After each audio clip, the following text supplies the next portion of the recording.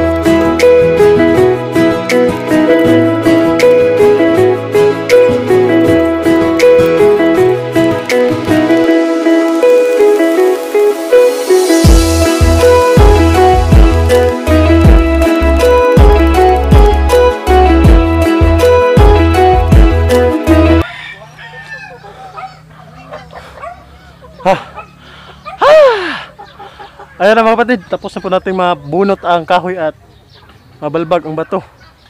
Ang next naman natin mga kapatid, kukunin na natin ang pinaka-nibil ng lupang ito para ilalatag na natin ang tapal mga kapatid.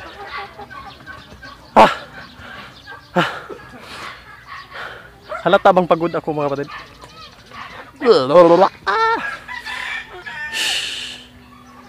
Mainit mga kapatid. Buti na lang hindi pa masyadong tumatama ang sikat ng araw dito mga kapatid.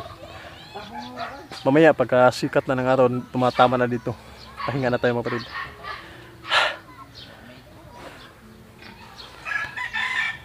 Takip para dahil may COVID pa rin dito sa amin mga kapatid.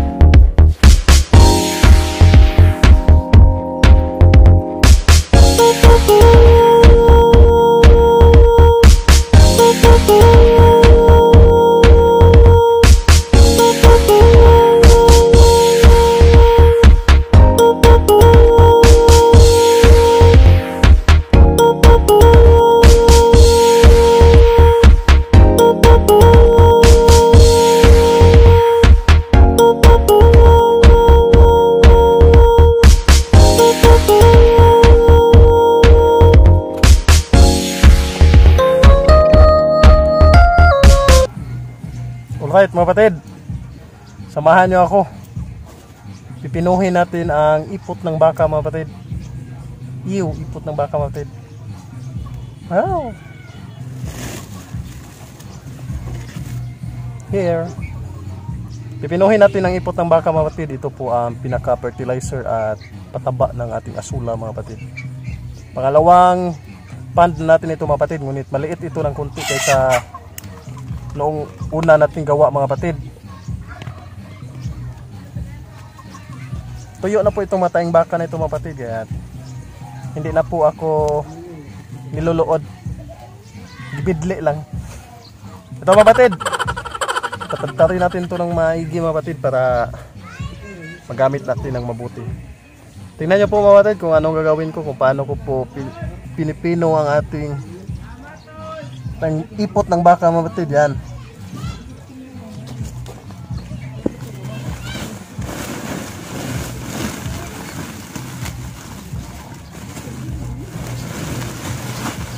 Subukan natin na maraming ipot ng baka ang ilagay natin dito mga kapatid.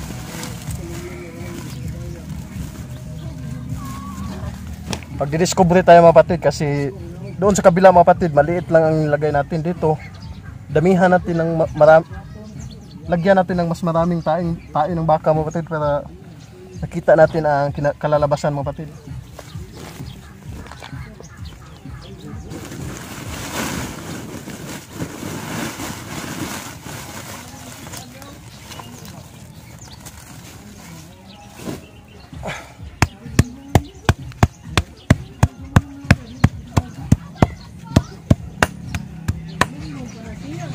Para maniwala kayo na tayo talito ng baka natin dito. Oh. Balik G's nga pan.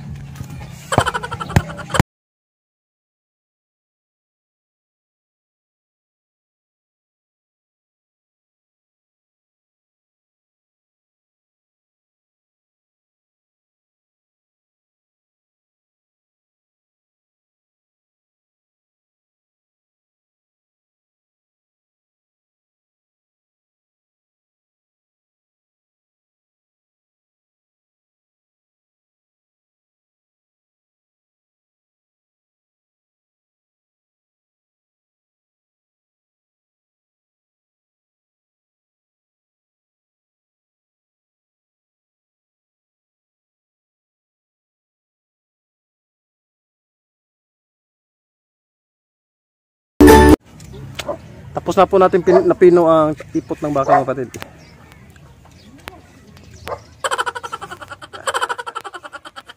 Di na natin masyadong pinuhin mga kapatid kasi dito, karaan, pinino ko yan ng mabuti mga kapatid. Ngunit yung mga ibang malalaki mga kapatid, pagkaraan ng 3 araw, nawala ng kapatid.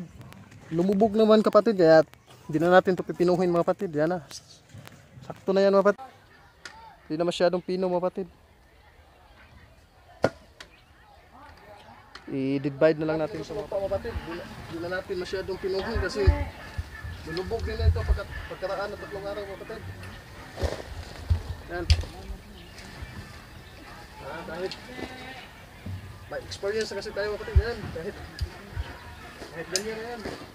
Kusa na yung maghalo sa tubig na bahala dyan mga kapatid. Tubig na ang ating susuguin para maghalo. Karanasan na tayo mga kapatid. Hindi na tama ilad, kaya hagbay rang nailad, di ba? Alright, ang susunod natin mga kapatid. Dito naman tayo sa tubig.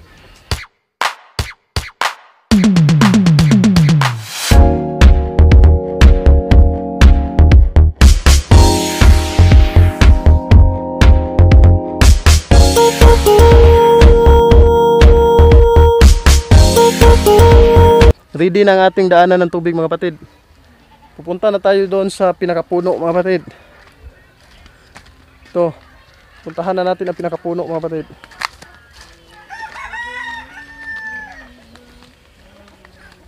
Punta na tayo doon sa puno mga kapatid.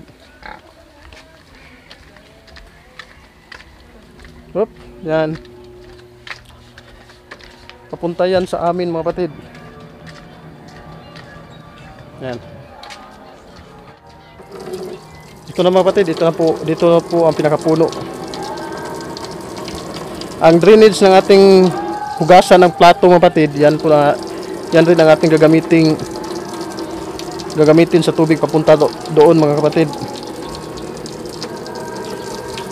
Mabigat kasi mag-alsa ng balde mga kapatid, kaya gumawa tayo ng alternative na paraan mga kapatid. Di bali na ganyan kahina mga kapatid, basta hindi naman tayo wala tayong lakas na ginamit para magdala ng tubig dito. Pasasaan ba't mapupuno rin ito mga kapatid, kaya balikan na lang natin ito mamaya kapatid. Ayan na mga kapatid, ayan na ang ating asulapan. Siguro mamayang gabi o bukas ng umaga mga kapatid, lilipatan na natin yan ng asula dyan mga kapatid. Dalawa na po ang ating asula mga kapatid, isang malaki-laki at isang maliit. Balik lang tayo mamaya mga kapatid kapag puno na yan, lilipatan natin yan ng asula. Andito na tayo ngayon sa ating asulapan mga kapatid. Kaninang alas 4 pa natin ito sinimulan mga kapatid. Mahina lang po kasi ang daloy ng tubig mga kapatid. Ayan.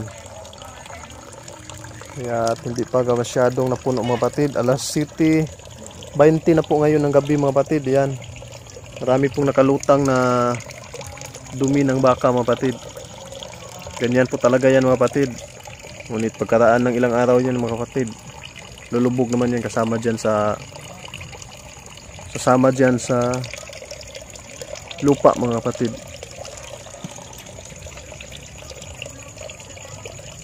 Bukas na lang natin ito paglalagyan ng asula mga kapatid. 7:30 na po ngayon ng gabi mga kapatid. 7:20 o 7:30. Ganito lang kalakas kasi ang tubig mga kapatid na dumaldaloy mga kapatid. Yan.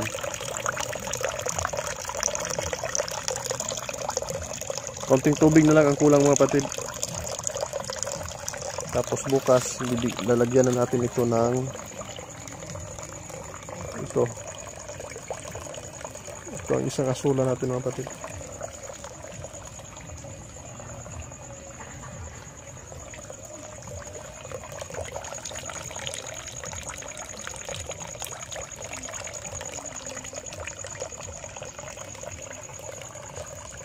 Samahan nyo po ako bukas mga kapatid. Bukas natin babalikan ito mga kapatid. Pero papatayin natin ang tubig mamaya mga alas 9 mga kapatid. Pag natutulog na tayo. Yan lang muna mga kapatid.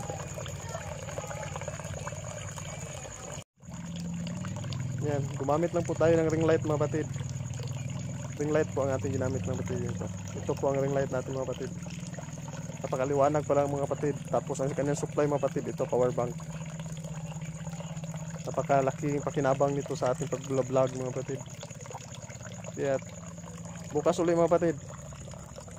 Ito na mga kapatid, ito na po. Umaga na po ngayon mga kapatid, kaya ito na, ready to transfer na po ang ating asula mga kapatid. Tingnan nyo mga kapatid, maraming nakalutang na dumi ng baka mga kapatid. Ngunit experience ko nung ginawa natin yung una mga kapatid, marami rin ganito mga kapatid. Ito, kagaya nito, marami rin lumutang kinaumagahan mga kapatid. Kaya akala ko kailangan pulbusin o pinuhin para bumaba siya sa lupa mga kapatid. Ngunit okay lang pala mga kapatid. Kaya ito, pababayaan muna natin ito mga kapatid. Hayaan lang natin yung nakalutang mga kapatid, kasi pagkaraan ng 3 araw niyan mga kapatid,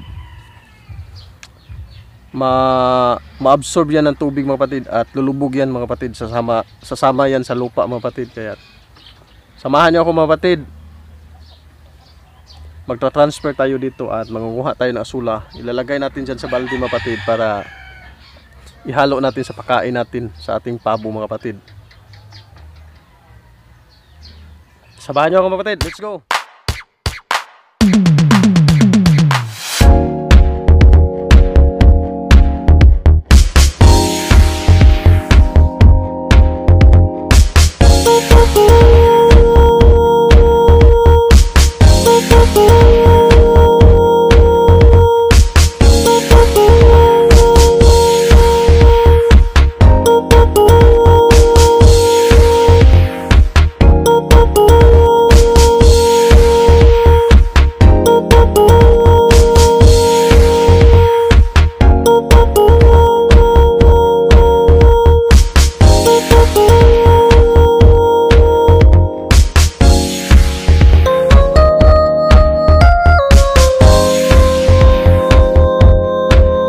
Ito na mga kapatid, tapos na po nating malagyan ng asula ang ating pangalawang pond mga kapatid.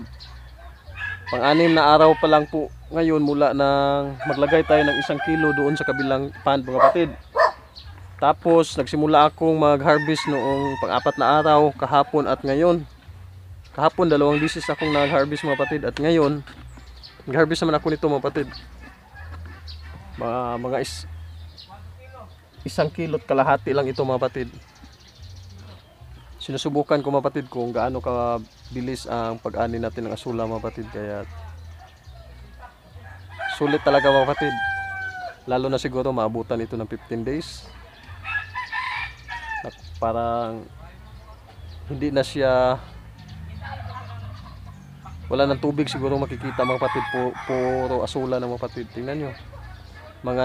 Naka-harvest na ako ng mga 6 na kilo na siguro mahigit mga kapatid. Sa 1 kilo lang sa 6 na araw na mga kapatid. Kaya napakalakas na kanyang production mga kapatid. Kaya napakalaking tulong nito para sa ating pabo mga kapatid. Kaya hanggang dito na lang tayo mga kapatid. Nakagawa na tayo ng pangalawang pond. Salamat at napanood niyo ang aking video hanggang sa katapusan mga kapatid. Sa hindi pa nakasubscribe, huwag niyo po sanang kalimutan mag-subscribe. I-click ang notification bell para ma-notify kayo sa mga video nating i-upload. Hanggang sa muli mga kapatid, we love you. Bye bye.